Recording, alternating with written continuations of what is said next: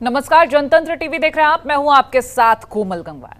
राष्ट्रीय राजधानी दिल्ली और उसके आसपास के इलाकों में एक बार फिर से कोरोना वायरस के मामलों में इजाफा होने लगा है और दिल्ली में गुरुवार को एक प्राइवेट स्कूल में कोरोना वायरस की चपेट में टीचर और स्टूडेंट्स आ गए हैं, जिसके बाद अन्य छात्रों को छुट्टी पर भेज दिया गया। आप विधायक आतिशी ने कहा है कि मामले पर पूरी सावधानी से नजर रखी गई है। इससे पहले दिल्ली से सटे नोएडा में कोरोना वायरस के कई मामले सामने आए थे और पिछले 24 घंटे में नोएडा में 15 बच्चे कोविड पॉजिटिव पाए गए हैं, जिसके बाद पेरेंट्स की चिंताएं और भी ज्यादा बढ़ने लगी हैं। अब नोएडा प्रशासन कुल 68 सैंपल्स को जीनोम सीक्वेंसिंग के लिए भेजने जा रहा है। अब ऐसे में जो बच्चे नोएडा में पॉजिटिव मिले हैं, उनकी उम्र 18 साल से कम बताई जा रही है। इस दौरान पूरे नोएडा में बीते 24 घंटे में कोरोना वायरस के 44 नए मामले सामने आए हैं और दिल्ली से पहले एनसीआर के स्कूलों में कोरोना दस्तक दे ही चुका है। गाजियाबाद और स्कूलों में छात्रों और शिक्षकों के कोरोना संक्रमित होने के बाद कई स्कूल्स बंद किए जा चुके हैं। कुल 23 छात्रों के कोरोना की चपेट में आने के बाद नोएडा के 3 स्कूल ऑनलाइन मोड में शिफ्ट हो गए हैं। गौतम बुद्ध नगर के सीएमओ डॉक्टर सुनील शर्मा ने एडवाइजरी जारी की, जिसमें स्कूलों को अपने छात्रों में कोई भी संदिग्ध कोरोना मामला मिलने पर तुरंत सूचना देने को कहा गया है। स्कूलों को निर्देश दिए गए हैं कि किसी भी छात्र में खांसी, बुखार, उल्टी, दस्त जैसी शिकायत होती है तो फौरन हेल्पलाइन नंबर पर फोन कर सीएमओ कार्यालय को सूचित करें। कोविड के ओवरऑल दिल्ली में देखें तो मामलों में थोड़ी सी बढ़ोतरी हुई है, पर अभी तक इसमें कहीं भी कोई ऐसी चिंता की बात नहीं है, क्योंकि हॉस्पिटलाइजेशन नहीं है। ये जो वेरिएंट है ये भी ओमिक्रॉन जैसा या ओमिक्रॉन के उसी पे है और अभी तो इसकी जीनोम सीक्वेंसिंग और इन सब का भी होना बाकी है कि ये पुराना ही वेरिएंट चल रहा है क्या। तो कहीं से भी हॉस्पिटलाइजेशन बढ़ने की खबरें नहीं आ रही हैं। पर अब क्योंकि कोविड है और हम सब बार बार कहते हैं कि पिछले 2 साल के बाद अब हम सबको कोविड के साथ जीना सीख के आगे बढ़ना है, तो कहीं कोई ऐसी टेंशन की बात नहीं है। कुछ स्कूल से मैं लगातार हुए हूँ, किसी भी स्कूल में कहीं एक भी केस आता है किसी टीचर या किसी एक बच्चे को, तो उस वक्त स्कूल भी हमको रिपोर्ट कर रहा है। अभी स्कूल को जो भी दिशा निर्देश हैं इंडिविजुअली दे रहे हैं। मैंने अपने एजुकेशन डिपार्टमेंट के ऑफिसर्स को कहा है कि अभी 2-3 दिन की छुट्टियाँ हैं, इस बीच में केसेस पे नज़र रखते हुए एक जनरल गाइडलाइन नए हिसाब से बना के स्कूल्स के लिए जारी करें, तो कल तक हम एक गाइडलाइन भी जारी करेंगे। कोविड के ओवरऑल दिल्ली में देखें तो मामलों में थोड़ी सी बढ़ोतरी हुई है, पर अभी तक इसमें कहीं भी कोई ऐसी चिंता की बात नहीं है, क्योंकि हॉस्पिटलाइजेशन नहीं है। ये जो वेरिएंट है ये भी ओमिक्रॉन जैसा या ओमिक्रॉन के उसी पे है और अभी तो इसकी जीनोम सीक्वेंसिंग और इन सब का भी होना बाकी है कि ये पुराना ही वेरिएंट चल रहा है क्या। तो कहीं से भी हॉस्पिटलाइजेशन बढ़ने की खबरें नहीं आ रही हैं। पर अब क्योंकि कोविड है और हम सब बार बार कहते हैं कि पिछले 2 साल के बाद अब हम सबको कोविड के साथ जीना सीख के आगे बढ़ना है, तो कहीं कोई ऐसी टेंशन की बात नहीं है। कुछ स्कूल से मैं लगातार हुए हूँ, किसी भी स्कूल में कहीं एक भी केस आता है किसी टीचर या किसी एक बच्चे को, तो उस वक्त स्कूल भी हमको रिपोर्ट कर रहा है। अभी स्कूल को जो भी दिशा निर्देश हैं इंडिविजुअली दे रहे हैं। मैंने अपने एजुकेशन डिपार्टमेंट के ऑफिसर्स को कहा है कि अभी 2-3 दिन की छुट्टियाँ हैं, इस बीच में केसेस पे नज़र रखते हुए एक जनरल गाइडलाइन नए हिसाब से बना के स्कूल्स के लिए जारी करें, तो कल तक हम एक गाइडलाइन भी जारी करेंगे। 2 साल बाद स्कूल्स खुले और एक बार फिर से ये कोरोना का आंकड़ा बढ़ने लगा। 18 साल से कम की उम्र के बच्चे कोरोना पॉजिटिव ज्यादा पाए जा रहे हैं। हमारे साथ खास मेहमान जुड़ रहे हैं, इनसे कुछ सवाल जिनके जवाब जानने की कोशिश करेंगे। हमारे साथ गौतम बुद्ध नगर पेरेंट्स वेलफेयर सोसाइटी के संस्थापक मनोज कटारिया जुड़ रहे हैं और वरिष्ठ चिकित्सक डॉक्टर आशीष जायसवाल जुड़ेंगे। बहुत स्वागत है सर आपका जनतंत्र टीवी पर। मनोज जी, मेरा सवाल ये रहेगा कि हम कोरोना के लगातार बढ़ते हुए आंकड़े देख चुके हैं और बहुत तेजी के साथ जब बढ़े थे वो भी स्थिति हमने देखी और जब बहुत तेजी के साथ ये ग्राफ गिरा है वो भी हमने देखा। 2 साल बाद अब जब स्कूल्स खुले हैं, एक बार फिर से तस्वीर वैसी ही दोहराते हुए नजर आ रही है या फिर कुछ गलतफहमी? क्योंकि कुछ जगह अगर हम बात करें कोरोना के आंकड़े बढ़ रहे हैं और कुछ लोगों का ये कहना कि खांसी जुकाम हो रहा है और उसमें कोरोना पॉजिटिव ही रिपोर्ट आ रही है, बल्कि ऐसा कुछ है नहीं। क्या कुछ इसमें सच्चाई है, ये आपसे जानेंगे। नमस्कार। सबसे पहले कोमल जी, मैं कहना चाहूँगा कि जो भी आंकड़े पिछले 1 हफ्ते से आ रहे हैं हमारे शहर में, कह दीजिए गौतम बुद्ध नगर डिस्ट्रिक्ट में आ रहे हैं, वो अचानक ऐसे डेवलप हुए जैसे पता नहीं पूरे देश में ऐसा कुछ नहीं हो रहा कि कहीं एकदम बहुत सारे अचानक कोरोना के केसेस बढ़ रहे हैं या एनसीआर में बढ़ रहे हैं। कि केवल एक स्कूल में बढ़े थे और फिर डेली कभी किसी की शिकायत आती है कि इस स्कूल में कोरोना केसेस बढ़े, कभी किसी दूसरे स्कूल से आती है। अब ये मानना बड़ा मुश्किल है कि वास्तव में क्या ये कोरोना के ही केसेस थे, क्योंकि बच्चे वैसे तो कोरोना पॉजिटिव निकल ही रहे हैं, लेकिन ये समझ में नहीं आ रहा कि कोरोना पॉजिटिव है तो वो इतना सीरियसनेस भी नज़र नहीं आ रही कहीं पर कि बच्चे या कोई जो भी इसमें कोरोना पॉजिटिव में टीचर हों, बच्चे हों, कि उनको बहुत ज़्यादा बीमार हों, वो आईसीयू में शिफ्ट हो गए हों या इस तरह से। सिर्फ कुछ बच्चों का इसमें आया, कुछ स्कूलों का ही हमने देखा है जिसमें ये केसेस आए हैं।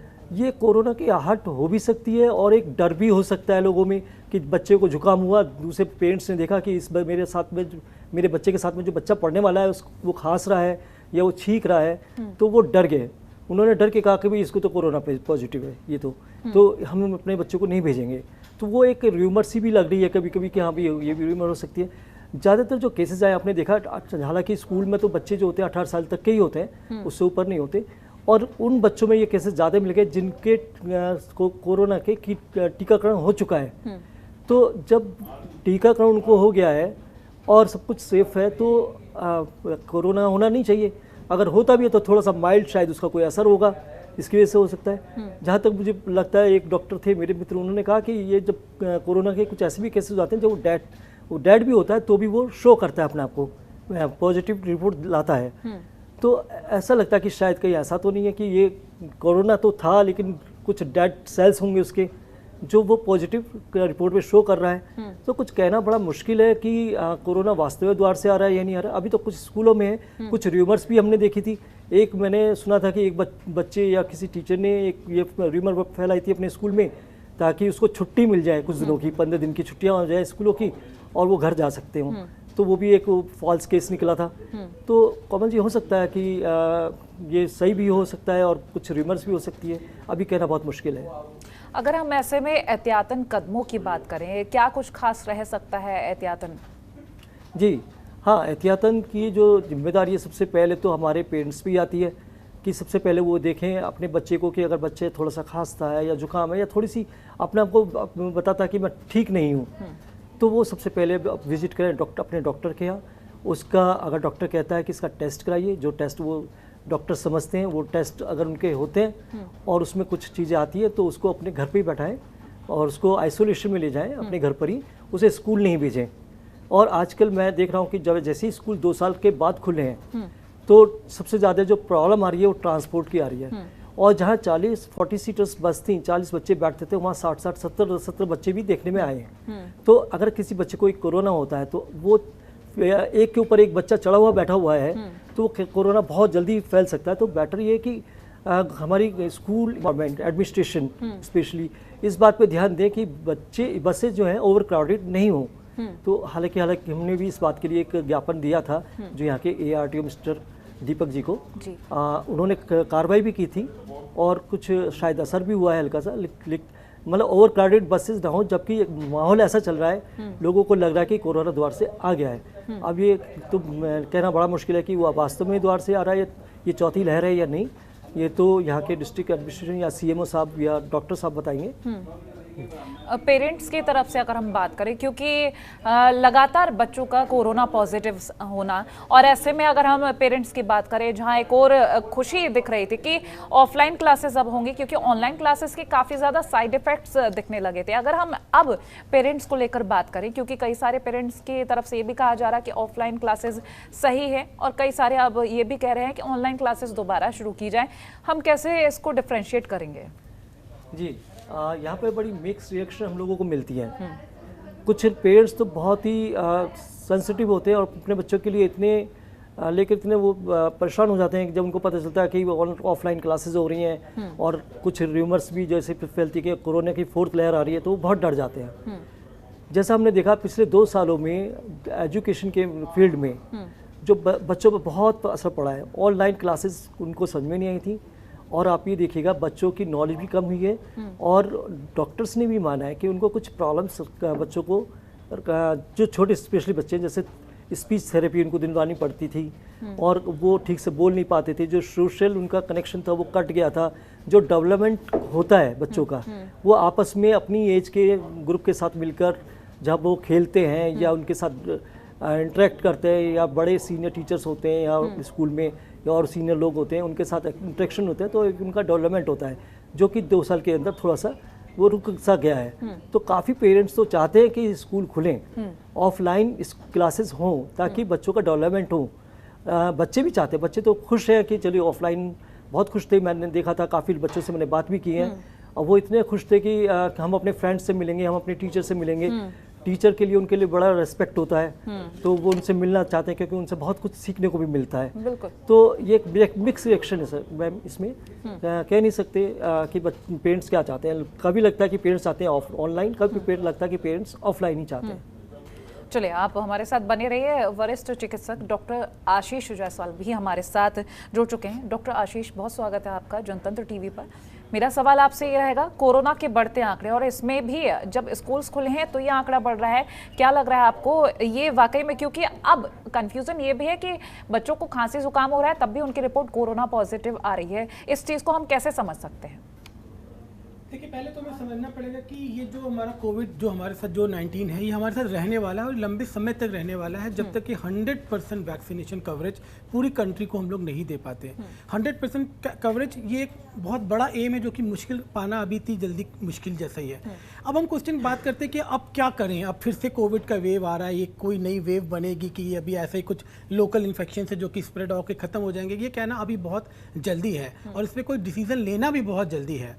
सबसे बेस्ट पार्ट जो हमारे पास क्या है कि हम लोगों के जो पूरी वैक्सीन से जो ओल्डर पेशेंट्स हैं या जो लोग और भी जो लोग हैं पब्लिक हैं, दे आर ऑल वैक्सीनेटेड। तो जो बंदे वैक्सीनेटेड हैं या जो बच्चे जो ड्राइव हमारी 12 ईयर्स के ऊपर वाले बच्चे भी कम से कम एक बूस्टर डोज लगा हुआ है। आपको पता होना चाहिए कि जब सेकेंड वेव भी आई थी या थर्ड वेव में भी जो बच्चे थे ये ड्राइव करते हैं हमारे स्प्रेड को, बिकॉज उनमें सिम्टम्स कम होते हैं और फटाफट दे आर गुड कैरियर। तो पहले भी ऐसे ही था, बच्चों को तो पहले भी इन्फेक्शन हुए थे। जो डाटा था आपको ध्यान हो, अराउंड 40% ऑफ बच्चे जिनको पता भी नहीं चला था उनको कोविड के अंदर एंटीबॉडीज पाई गई थी। यानी कोई नया नहीं ना कि बच्चों में कोविड नहीं हो रहा है, इसलिए परेशान होने की, पैनिक होने की बात नहीं ना। हाँ, क्योंकि अभी नए स्कूल खुले हैं तो इसमें अचानक से एक स्पाइक आया है, बर्स्ट आया, जिसके लिए हम लोग थोड़ा सा हमको देखना पड़ेगा। इसमें इंपॉर्टेंट ये नहीं ना कि वैक्सीन बच्चे को केसेस आ रहे हैं, इसमें इंपॉर्टेंट ये कि उससे बचाव क्या किया जाए। जो हमारे रूल्स थे, जो हम लोग जिसको हम लोग SMS बोलते थे, कि जो हमको सोशल जो डिस्टेंसिंग मेंटेन करनी है, अपनी हाइजीन करनी है, कफ के समय अपने को ध्यान रखना है, मास्क का पूरा यूज़ करना है, हमने प्राय देखा गया कि अब लोग ये सब भूल रहे हैं। और ये इंपॉर्टेंट, आज से नहीं 2 साल से सभी डॉक्टर्स हम सभी यही बोल रहे हैं कि इसको नहीं भूलना है। बिकॉज वैक्सीन लगने के बाद भी ज़रूरी नहीं ना कि आपको इन्फेक्शन ना हो या आप इसको स्प्रेड ना कर सके। हम लोग ने पहले भी बोला हुआ है, जब तक कोई नेजल वैक्सीन नहीं आ जाती तब तक इसका स्प्रेड रोका नहीं जा सकता। वैक्सीन कारगर है, 100% इफेक्टिव है इन्फेक्शन होने से, डेथ होने में, हॉस्पिटल एडमिशन होने में। मगर जो कोरोना का कोविड का स्प्रेड है उसके अंदर वैक्सीन बहुत ज़्यादा हेल्पफुल नहीं हो सकती। अगर मुझे कोविड है तो मुझसे किसी को कोविड हो सकता है, भले ही मुझे कोई ऊपर आगे इन्फेक्शन अंदर जाके सिम्टम्स ना आए। सो ये इंपॉर्टेंट बात है, समझना पड़ेगा। इसीलिए जो डिस्टेंसिंग का जो है ये अब स्कूल की रिस्पॉन्सिबिलिटी है कि वो किसी तरीके से डिस्टेंसिंग स्टार्ट, जिसको बहुत ज़्यादा पालन करें। जहाँ मेरा बच्चा पढ़ता था वो स्कूल का मैं नाम नहीं लूँगा, but that school is very good. और मैंने देखा है कि वो बिना मास्क लगा के बच्चों को बोलते थे, पेरेंट्स को बोलते थे मास्क नहीं लगा रहा है बच्चा मत भेजिए। इनफैक्ट उनकी जो पहली रिस्पॉन्सिबिलिटी थी कि अगर बच्चा मास्क लगा सकता है तभी उसको ऑफलाइन भेजिए। इस तरीके का जो रूलिंग है स्कूल्स को लाना पड़ेगा, उनको प्रोएक्टिव होना पड़ेगा, दूर बैठाएं, किचन में जब उनका टिफिन टाइम में ध्यान दे, प्ले एरिया में उनका ध्यान दे, ये बहुत इंपॉर्टेंट है। एक इंपॉर्टेंट पॉइंट जो पेरेंट्स को हम डॉक्टर्स बोलना चाहते हैं कि ऑल्दो कुछ बच्चों को भी कोविड वैक्सीन नहीं लग पा रही है बिकॉज उनकी एज रिसर्च में अभी थोड़ी कमी है, जो कि धीरे धीरे ठीक होगी। उनके अंदर जो उनके जो दूसरे वैक्सीनेशन, उनके फ्लू शॉट्स हैं या उनके जो अदर वायरल इन्फेक्शन के कुछ वैक्सीन हम लोग लगाते हैं पीडियाट्रिशियंस, उसको जरूर से लगवाएं बिकॉज में क्रॉस इम्यूनिटी हर वैक्सीन में होती है वायरस की। तो उससे बच्चे को कोई ज़्यादा सिम्टम्स नहीं होगा, ये इन्फेक्शंस आएंगे, ये 2 से 3 दिन में ख़त्म हो जाएंगे। पैनिक होने की बात नहीं ना, स्कूल बंद करने की बात नहीं ना, बस हमें जो हमारे जो उपाय हैं या जो हम लोग करते हैं उसको स्ट्रेंथन करने की ज़रूरत है। डॉक्टर आशीष, ये भी आपसे जानेंगे क्योंकि हम कोरोना वैक्सीन को लेकर बात कर रहे हैं, छोटे बच्चे उनके लिए नहीं है वैक्सीन, और या फिर अगर हम बड़ी एज के लोगों की बात कर लें, वैक्सीनेशन एक वो रास्ता जिससे कोरोना से बचा जा सकता है। लेकिन अगर हम बात करें कोविड को लेकर, जिस तरह से आपने समझाया कि सिम्टम्स जब आते हैं तो एहतियात बरतनी ज़रूरी है, तो ऐसे में अगर हम अब के वक्त की बात करें, क्योंकि चौथी लहर को लेकर ये कहा जा रहा है कि इतनी असरकार नहीं होगी, किस तरह से इसको कंपेयर करें हम चौथी लहर, तीसरी लहर और दूसरी लहर? देखो अब ये लहर का कंसेप्ट खत्म हो चुका है, क्योंकि बीच में आप यूरोप में देखिए 8वीं 9वीं लहर आ गई है। तो लहर का जो ये हम लोग बोलते थे कि अचानक से केस बढ़ेंगे और लहर का होगा, ये कंसेप्ट अब खत्म हो चुका है। जब ये वैक्सीनेशन अब एक प्ले में आ जाता है तब इस लहर का, इस वेव का कोई कंसेप्ट नहीं रह जाता है। यानी अगर हमें मेन काम है कि वैक्सीनेशन को बढ़ाएं एक तरफ से, और जो ओल्ड पेशेंट के बूस्टर बढ़ाएं ताकि उनको बच्चों से इन्फेक्शन ना हो। सो हमें वैक्सीनेशन को प्रमोट करना है। जैसे हम वैक्सीनेशन को प्रमोट करेंगे, ये लहर का, आप देखिए कोई लहर की बात ही नहीं करता, केसेस रहेंगे, हमें कोविड के साथ ही जीना है।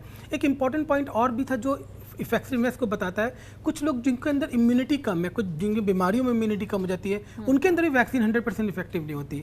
तो ये कह पाना कि हम 100% वैक्सीन इफिकेसी कर लेंगे, ये एक मिथ्या है, ये एक ऐसा एब्सोल्यूट एम है जो कि पा पाना बहुत मुश्किल होगा। और जब तक ये एम नहीं होगा तब तक हम लोग इसको एकदम खत्म नहीं कर सकते।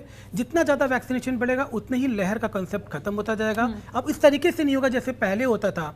देखिए पहले भी अपर रेस्पिरेटरी इन्फेक्शन इस सीजन में होते थे। इस सीजन में फसलें कटती हैं, बच्चों का एलर्जिक रिस्पांस बहुत ज़्यादा होता है। ये सीजन और सितंबर अक्टूबर के सीजन में बहुत ज़्यादा एलर्जिक पेशेंट्स बढ़ते हैं। पहले भी कॉफ एंड कोल्ड इस सीजन में सबसे ज़्यादा होते थे, इस बार भी हो रहे हैं, क्योंकि अब ये वायरस पूरे टोटल को रिप्लेस करके यही वायरस मेन में चला गया है, इसलिए इसके इन्फेक्शन ज़्यादा देखने को मिल रहे हैं। पर अभी तक ये सारे के सारे जो इन्फेक्शन है ये बहुत ही कम इन्फेक्शन है। किसी को किसी की एडमिशन की जरूरत अभी तक तो नहीं पड़ रही है, तो घबराने की बात नहीं ना। वेव की बात करना अब इस परिदेश में जैसे हमारी जैसी कंट्री में जहाँ पे हम लोग 70% कवरेज कर चुके हैं, गलत है अब कहना। चलिए लौटूंगी आपके पास। मनोज जी आपके पास आना चाहूंगी। हम दिल्ली की बात करें तो जिस तरह से दिल्ली में मास्क की अनिवार्यता को खत्म किया गया, इसका कितना असर लग रहा है? क्योंकि अगर हम बात करें लोगों की, आम लोग के साथ साथ अब बच्चे भी यही सोच रहे हैं, जब अनिवार्यता खत्म कर दी गई है तो कई जगह ये देखा जाता है कि मास्क नहीं पहनते हैं, बच्चे क्या बड़े क्या, हर जगह इसका असर दिख रहा है। क्या लग रहा है ये आंकड़ा जो बढ़ रहा है या जिस तरह से कोविड के ये मामले सामने आ रहे हैं, कहीं ना कहीं इस अनाउंसमेंट का असर है इस पर? जी, अनाउंसमेंट से पहले भी लोगों ने मास्क हटाने स्टार्ट कर दी थी, आपने देखा होगा। चाहे वो दिल्ली हो और नोएडा में तो अभी इस तरह की कोई डायरेक्शन नहीं आई है कि आप मास्क हटाइए, लेकिन फिर भी आप मार्केट में चले जाइए, कहीं भी चले जाइए, लोग मास्क को, बहुत कम लोग मिलेंगे जो मास्क लगा के आपको घूमते दिखाई देंगे वहाँ पर। रही बात बच्चों की, तो बच्चे तो आप कह सकते हैं कि थोड़े से शैतान टाइप उनकी नेचर होती है। शैतान से मतलब मेरा मतलब है कि वो थोड़े से एक जगह शांत नहीं बैठ सकते, और वो कोशिश करते हैं कि जो पेरेंट्स या जो बड़े लोग कहें उनका उल्टा करें, तो उन्हें मज़ा आता है इस बात में। तो मास्क वो देखते हैं घर में पापा मम्मी भी नहीं लगा रहे तो वो भी अवॉइड करते हैं। बाहर भी जाते हैं तो बाहर काफ़ी लोगों को देखते हैं, तो बच्चों ने भी तो मास्क लगाना बंद कर देना ही है देखकर कि जब कोई नहीं लगा रहा तो हम भी नहीं लगाते। तो ये जबकि होना चाहिए कि स्कूलों में, कुछ स्कूलों में तो बहुत अच्छी चीज़ मैंने भी देखी है, डॉक्टर साहब ने बताया था कि उनके स्कूल वाले बहुत एहतियात रखते हैं सारी चीज़ों की। तो मैंने भी देखा काफ़ी स्कूल वाले तो कहते हैं मास्क के बिना मत भेजिएगा, बिना मास्क के वो एंट्री भी नहीं देते हैं। लेकिन मेरे समझ में एक चीज़ नहीं आती है कि जब स्कूल में कोरोना से पहले एक क्लास में 32 स्टूडेंट्स या 36 स्टूडेंट्स होते थे और वो बहुत पास के सट के बैठते थे। आज भी वो सोशल डिस्टेंसिंग अब मुझे नहीं लगता क्लासेस में वो रह पाएगी। या तो 2 सेक्शन करें तब जाके बच्चों के अंदर जो है सोशल डिस्टेंसिंग होगी। अब 32 वाला रूम में आपके, जिसमें 32 बच्चे बैठते थे, पहले मुश्किल से आते थे, अब कोरोना पीरियड में भी वो जो 32 बैठते हैं। तो दूसरी बात, मज़ेदार बात ये कि काफ़ी स्कूलों में ये देखा गया है, अभी जो स्कूलों में एक चाओस क्रिएट हुआ था, कभी किसी स्कूल में कभी किसी स्कूल में, आपने देखा बहुत प्रॉब्लम्स हुई थी, बच्चों को 6 बजे तक बच्चों को ढूंढना पड़ रहा था, मिल नहीं रहे थे। वो एक रीज़न था कि स्कूल में जो स्टाफ था उसकी कमी हो गई थी। और कोरोना पीरियड में स्कूलों ने अपने स्टाफ में जो स्पेशली जो एडोक बेसिस पे होते थे या टेम्परेरी बेसिस पे होते थे उनको नहीं बुलाया। तो एकदम स्कूल खुला, एक स्कूल खुलने के बाद एकदम प्रॉब्लम्स स्कूलों के सामने आई कि स्टाफ कम था तो मैनेज नहीं कर पा रहे थे। तो ये वहाँ पे काफ़ी भीड़ और रश इकट्ठा हो गया था। तो एक तो स्कूल को या तो उसको शिफ्ट वाइज करना चाहिए थोड़े दिन के लिए, या फिर उनको ऑल्टरनेट डेज में करें। तो कुछ इस तरह के मेजर्स उनको लेने पड़ेंगे जिससे बच्चे थोड़े सेफ रहें। क्योंकि अभी जो आपने देखा होगा कि जो बच्चे हैं, जो प्राइमरी सेक्शन के बच्चे हैं 5th क्लास तक स्पेशली, ना तो उनके लिए कोई टीकाकरण हुआ है, हालांकि उनकी इम्यूनिटी बहुत स्ट्रॉन्ग होती है और एडल्ट से तो काफ़ी होती है, लेकिन फिर भी उनकी सेफ्टी के लिए थोड़ा सा हमें कुछ इस एहतियातन कदम उठाने ही चाहिए। चलिए डॉक्टर आशीष, हमने बात की अनाउंसमेंट की कि अनिवार्यता मास्क की ख़त्म की गई है। अगर इस अनाउंसमेंट को हम देखें, इस अनिवार्यता को हम देखें, क्योंकि दिल्ली में वाकई में पहले से ही देखा जाता था, जैसे कि मनोज जी ने बताया, अब कोरोना के जो आंकड़े एकदम से बढ़ने लगे हैं। आपने बताया कि ये सीज़न ही ऐसा होता है कि कफ एंड कोल्ड पहले भी देखा गया है, लेकिन अगर हम एहतियातन बात करें, क्योंकि कोविड तो हमेशा रहेगा हमारे साथ, हमें कैसे बचना है ये हमें सोचना है, लेकिन अब जो लापरवाही सामने आ रही है ये क्या हावी हो सकती है? देखिए, हमें सबसे इम्पोर्टेंट है जो हमने लापरवाहियाँ की हैं, हमें उसको ना इनलिस्ट करना चाहिए, हमको पता लगाना चाहिए कि अचानक से हुआ क्यों। नो डाउट सर सही बोल रहे हैं कि डिस्टेंसिंग नहीं फॉलो कर पा रहे हैं स्कूल, एक बहुत बड़ा पॉइंट है। मगर इम्पॉर्टेंट ये है कि अगर मेरे बच्चे को अगर सर्दी खांसी जुकाम है तो ये मेरी एक पेरेंट की मोरल रिस्पॉन्सिबिलिटी है कि बच्चे को स्कूल ना भेजे, बिकॉज उससे स्प्रेड होने के चांसेस हैं। जो ये मॉरल रिस्पॉन्सिबिलिटीज हर एक लेवल पर अगर हम लोग सारा फॉलो करें तो शायद ऐसा नौबत ना आती। जहाँ तक बात है मास्क की अनिवार्यता की है, तो मास्क ये नहीं बोला गया है कि मास्क सबको हटाइए देना है, और ये कभी सब बोला भी नहीं जाएगा। मास्क सब पहला प्राइमरी डिफेंस है, इसको हम लोग सोशल वैक्सीन बोलते हैं। ये वैक्सीन जो लगाते नहीं ना, ये सोशल वैक्सीन है, और ये उतनी ही इफेक्टिव है जितनी हम लोग मास्क के साथ वैक्सीन के साथ करते हैं। तो इसको हमें भूलना नहीं ना, इसको हमें हर समय फॉलो करना है, क्योंकि आपने अभी खुद ही बोला हमें अभी कोविड के साथ अभी 2-3 साल तक और रहना है। चलिए मनोज जी, हम कोविड गाइडलाइंस की जब बात करेंगे तो स्कूल में किस तरह से ये गाइडलाइंस का पालन कराया जाए, क्योंकि जिस तरह से आपने बसेस को लेकर बात की, वाकई में ये तस्वीरें सच हैं कि स्कूल में अगर हम सोशल डिस्टेंसिंग का पालन करवाते हैं तो वहाँ तो चीज़ें ठीक रहती हैं, लेकिन बसेस में या कैब्स में जब देखा जाता है, स्कूल कैब्स में ये सोशल डिस्टेंसिंग बिल्कुल खत्म हो जाती है। ऐसे क्या नियम हो जिससे बच्चे सुरक्षित रहें? कड़ाई के साथ साथ कौन कौन से और नियम होने चाहिए? देखिए, स्ट्रेंथ स्कूल की अपनी फिक्स है और स्ट्रेंथ के हिसाब से उसमें एडमिशन्स हुए हैं। ऐसे ही ट्रांसपोर्ट में भी होता है, ट्रांसपोर्ट की सीट्स भी फिक्स होती है, लेकिन अब पिछले 2 साल से ट्रांसपोर्ट्स में उनकी बसेस नहीं चली हैं। जो कॉन्ट्रैक्ट बेसिस पे थी वो अभी उन्होंने कॉन्ट्रैक्ट शायद रिन्यू नहीं कर पाए, तो पूरी तरह से उनके पास बसेस नहीं हैं। तो स्कूल वाले क्या करते हैं कि क्योंकि स्टाफ भी थोड़ा सा, जो ट्रांसपोर्ट स्टाफ है वो भी थोड़ा सा नया है, तो पुराने बच्चों को, जो पुराना स्टाफ था वो तो बच्चों को पहचानता था, नया स्टाफ बिल्कुल नहीं पहचानता है। तो ये गड़बड़ भी हो रही है कि बच्चा उस बस का नहीं है लेकिन दूसरे बस का भी इसमें चला गया है, तो पेरेंट्स परेशान हुए हैं। तो एक तो क्राउड इस वजह से भी हुआ है कि बच्चों को पता ही नहीं है कि कौन सी बस में बैठना है, किसी में ज़्यादा बच्चे चले गए, किसी में कम चले गए। दूसरा, जहाँ तक सोशल डिस्टेंसिंग बस की बात है, अगर जितनी नंबर ऑफ बसेज हैं तो बताइए, अगर 42 सीटर बस है तो 42 सीटर में 42 बच्चे आएंगे तो सोशल डिस्टेंसिंग कहाँ रहेगी? या तो बच्चे आप 21 कर दीजिए, और 21 होंगे तो फिर सेकंड शिफ्ट में जाएगा बच्चा, तो बहुत लेट पहुंचेगा। तो कुछ दिनों के लिए या तो जो जैसे पहले बीच में सिस्टम था कि ऑफलाइन ऑनलाइन हाइब्रिड बेसिस पे आप पढ़ाएंगे, वो ज़्यादा बेटर था कि जो बच्चे आज आ रहे हैं स्कूल तो वो कल नहीं आएंगे, और जो आज नहीं गए वो कल आ जाएंगे। तो यानी आप 50%, हर क्लास का 50% बच्चा ऑफलाइन होगा, 50% ऑनलाइन होगा, तो बस में भी वो कम जाएगा और स्कूल में भी आधी स्ट्रेंथ होगी और आराम से सोशल डिस्टेंसिंग का पालन हो सकता है। तो वैसे अदरवाइज़ मुझे नहीं लगता कि आप सोशल डिस्टेंसिंग वहाँ करवा सकते हैं। सबसे बड़ी बात आती है ब्रेक में, जैसे डॉक्टर साहब ने कहा कि जब लंच होता है उस समय बहुत मुश्किल है और उसको कैसे मैनेज किया जाए, ये सबसे इम्पॉर्टेंट चीज़ है। तो ब्रेक में बच्चे भागते हैं एक दूसरे के पास, एक दूसरे का खाना भी शेयर करते हैं, और शेयरिंग की तो आदत उनको बहुत ज़्यादा होती है बच्चों में, आपस में दोस्ती होती है, इस तरह से होती है, वो एक दूसरे की चीज़ें खाते भी हैं। तो अगर स्ट्रेंथ फुल रहेगी और इस तरह की चीज़ें होंगी कि ब्रेक में टीचर भी नहीं होते जनरली क्लासेस में, वो भी अपने स्टाफ रूम में खाना खाने चले जाते हैं, तो वहाँ हमें थोड़ा सा मेंटेन करना पड़ेगा, स्कूल को मेंटेन करना पड़ेगा कि खाने के टाइम पे एक टीचर क्लासरूम में ज़रूर हो और वो देखे कि बच्चे कहीं इधर से उधर नहीं जा रहे हों। तो इस तरह से आप मैनेज कर सकते हो थोड़ा सा। वही एक हमारे पास है कि एक दिन बच्चे आए 50%, मतलब हाइब्रिड मॉडल हम लाएँ, 50% ऑफलाइन और 50% ऑनलाइन बच्चे क्लास अटेंड करेंगे। डॉक्टर आशीष, वैक्सीनेशन को लेकर आपसे मैं जवाब चाहूँगी, क्योंकि कई सारे ऐसे बच्चे जिनका वैक्सीनेशन हो चुका है और कई सारे ऐसे जिनका नहीं हुआ है या फिर नहीं हो पाएगा। ऐसे में इस वक्त जो कोविड के मामले सामने आ रहे हैं, चाहे फॉल्स हो चाहे सही में वो कोविड पॉजिटिव हो, इनको कैसे समझा जा सकता है? क्योंकि वैक्सीनेशन तो चाहे बड़ा हो चाहे छोटा हो, हर किसी के लिए ज़रूरी है, तो उनके लिए क्या एहतियात हो सकती है? देखिए, जिन बच्चों को अभी कोविड वैक्सीन नहीं लगी है तो उनको इतना परेशान होने की ज़रूरत नहीं ना, बिकॉज जब 5 साल तक तो हम लोग खुद ही हमारा जो वैक्सीनेशन प्रोग्राम है उसे बहुत सी वैक्सीन देते हैं जिसके कारण क्रॉस इम्यूनिटी बच्चों को होती है। यानी अगर छोटे, और सेकेंडली दूसरी बात हमने क्या देखा था, बच्चों में कोई बहुत सिग्निफिकेंट इन्फेक्शन होता नहीं था और उनमें से कोई बहुत ज़्यादा मॉर्बिडिटी मॉर्टेलिटी कभी थी नहीं। तो अगर जिन बच्चों को वैक्सीन नहीं भी लग पा रही है या जिसमें थोड़ा टाइम लगने वाला है, रिसर्चेस अभी बाकी है, तो पेरेंट्स को पैनिक होने की ज़रूरत नहीं ना, that is very important. Parents को पैनिक होने की ज़रूरत नहीं है। सेकंड क्वेश्चन है कि क्या इसको हाइब्रिड पे रखें या ऑफलाइन बंद कर दें, ऑनलाइन चालू कर दें। मेरे ख्याल से अभी हमें इसी सिस्टम को चलने देना चाहिए जो ऑफलाइन सिस्टम चल रहा है। थोड़ी प्रिकॉशंस जो भी हम लोग मैनेज कर सकते हैं, प्रिकॉशंस को बढ़ानी चाहिए, इसको इसी सिस्टम पे मोटो पे चलने देना चाहिए। क्योंकि आपको ध्यान हो, जब इटली में सबसे पहली बार केसेस आए थे यूरोप में, तब उन्होंने इसी मेथड को फॉलो किया। तो उन्होंने बोला था कि सारे यंगस्टर्स को बाहर निकालो, लेट देम गेट इन्फेक्टेड, और बड़ों को बचाओ जिनके अंदर चांसेस ज़्यादा थे डेथ के। वो संभव वो सिस्टम फॉलो नहीं जी, हर्ड इम्यूनिटी। हाँ, तो इससे क्या हो जाएगा, बच्चों में फटा, क्योंकि उनमें तुरंत ही हर्ड इम्यूनिटी आ जाएगी। अगर आप बसेस में 42 बच्चों की बस में 21 रखेंगे तब भी सबको इन्फेक्शन होगा अगर उसमें कोई मास्क उतार देता है, या जो बच्चा अगर इन्फेक्टेड बच्चा है जिसको वायरल है वो गया हुआ है। बिकॉज जो वायरस है कम से कम 3 गज तक 2 गज तक भी पहुँचता है, आराम से सबको इन्फेक्ट कर सकता है। अगर एसीज हैं तो पूरे बस को भी इन्वॉल्व कर सकता है।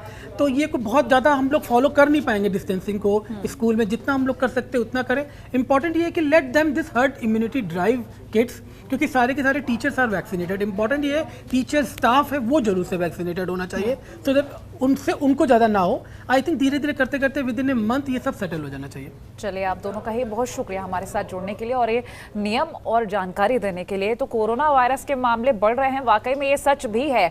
बच्चों में किस तरह से असर देखा जा रहा है, ये तस्वीरें भी हम आप तक पहुंचा ही रहे हैं, लेकिन ज़रूरी है कि किस तरह से अपने बच्चे को बचाएं। स्कूल भी भेजना है, उनकी पढ़ाई भी करवानी है, लेकिन कोरोना से कैसे बचाएं उसके लिए ज़रूरी है जो नियम बनाए गए हैं उनका पालन करें। अनिवार्यता अगर मास्क की खत्म की गई तो इसका मतलब ये कतई नहीं कि मास्क उतारकर फेंक दिया जाए। आज भी सोशल डिस्टेंसिंग, मास्क का उपयोग जरूर करें, सैनिटाइजर अपने पास अवश्य रखें। तो इसी के साथ हमारी इस खास पेशकश में इतना ही। देखते रहिए जनतंत्र टीवी। नमस्कार।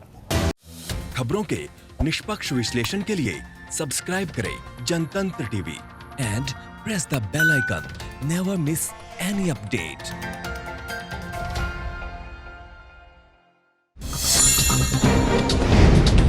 डाउनलोड कीजिए जनतंत्र टीवी ऐप को, जो कि अवेलेबल है गूगल प्ले और ऐप स्टोर पर। अधिक जानकारी के लिए अभी डाउनलोड करें।